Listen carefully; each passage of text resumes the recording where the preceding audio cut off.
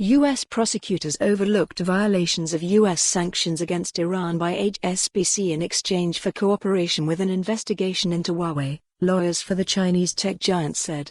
The government agreed to overlook HSBC's continued misconduct, electing not to punish the bank, prosecute its executives or even extend the monitorship, Huawei's lawyers wrote in a 10 February letter filed in U.S. District Court in New York.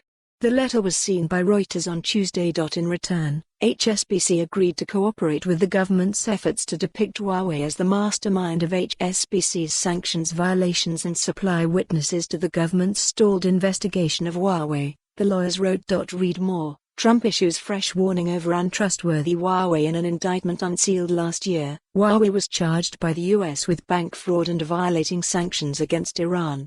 Federal prosecutors added more charges to the case this month. The indictment accuses Huawei and its chief financial officer, Meng Wanzhou, of conspiring to defraud HSBC and other banks by misrepresenting Huawei's relationship with Skycom Tech Co, a suspected front company that operated in Iran. The claims by Huawei relate to a 5-year deferred prosecution agreement, DPA, HSBC agreed to in 2012 for disregarding rules designed to prevent money laundering and processing transactions that violated sanctions. Huawei's lawyers say that, after HSBC obtained the DPA, the bank continued to process Iran transactions through its New York branch and concealed the conduct from a court-appointed monitor. It also failed as late as 2017 to implement compliance measures it had promised in order to secure the agreement.Read more. U.S. hits Huawei with fresh charges over alleged trade secret theft. The Justice Department determined that HSBC met all of its obligations, including its sanctions obligations, under its 2012 deferred prosecution agreement, the bank said in a statement. Huawei has pleaded not guilty.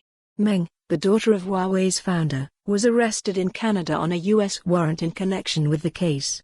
She has said she is innocent and is fighting extradition. Separately, a U.S. judge today rejected a constitutional challenge by Huawei to a U.S. law that restricted its ability to do business with federal agencies and their contractors.